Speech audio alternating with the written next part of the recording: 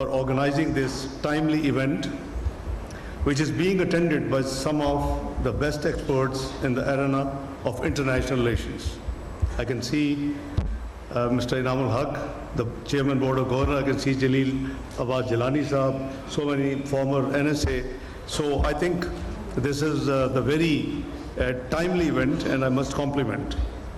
The theme of this dialogue, the future of global order, cooperation or confrontation, is extremely relevant in the backdrop of the erosion of multilateral values, the increase in unilateral and bloc politics and trade wars, as well as new and emerging challenges.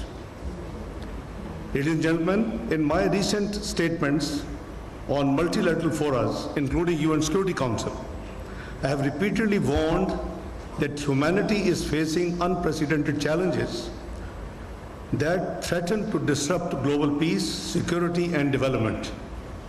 This is no exaggeration. I honestly believe that this is the position we are facing as of now. The very notion of multilateralism and international cooperation, especially that represented by the United Nations, is being questioned by many skeptical voices and current global conflicts. Multilateral institutions are weakening, and I mean it, they are weakening. People or countries who accept their resolutions and implement, fine.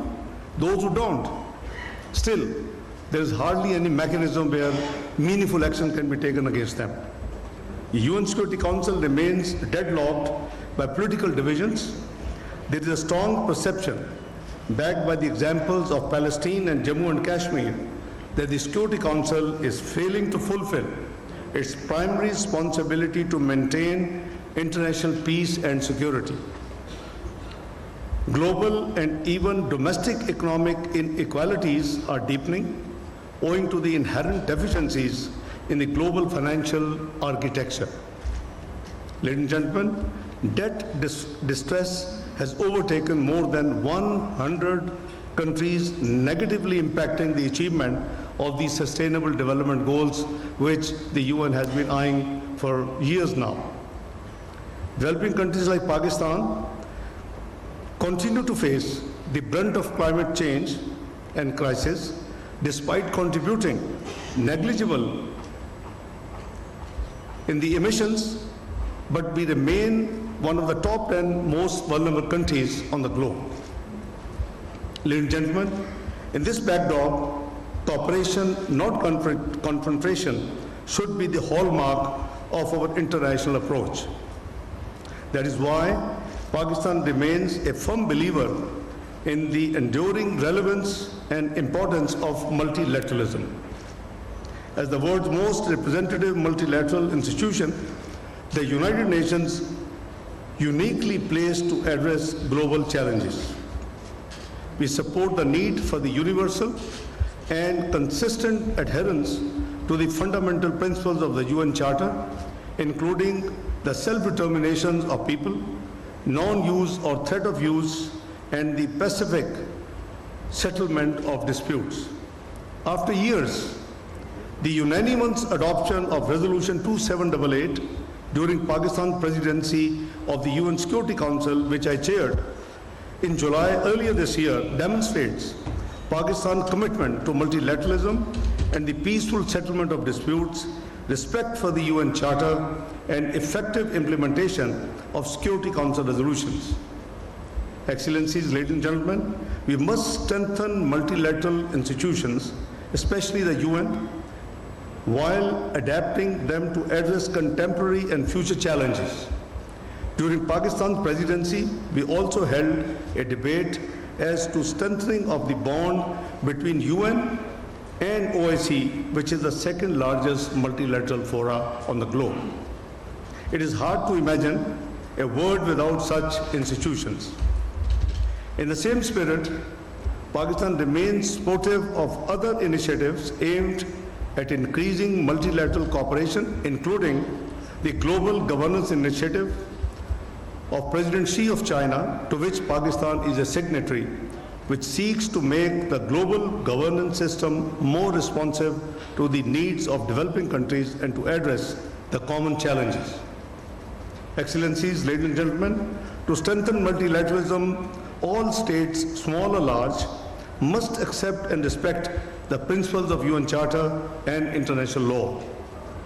To break the vicious cycle of poverty and rising global inequality, we must confront head-on the imbalances in international economic relations.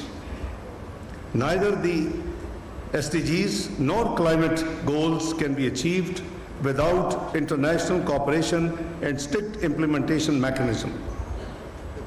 Concrete actions are needed to help developing countries trapped in liquidity crisis and debt distress by ensuring adequate concessional finance, rechanneling unused SDRs, securing a sustained increase in the lending capacity of multilateral development banks, and funding the International Development Association, IDA. The international financial architecture must be reformed to promote development and global financial equity. Likewise, United Nations, including Security Council, require urgent reforms for which Pakistan is fully supportive and actively participating. Ladies and gentlemen, the world trading system must also be redesigned to promote sustainable development. Access to advanced technologies, especially digital technologies, must be equitable, accessible, and non-discriminatory. We also need enhanced global climate action and international cooperation to mitigate the negative impacts of climate change based on the established principle of equity and common but differentiated responsibilities and respective capabilities. Excellencies, ladies and gentlemen, as the world gathers in Brazil for COP30, the developed countries must meet their climate finance commitments with a balanced focus on adaptation, mitigation, and loss and damage.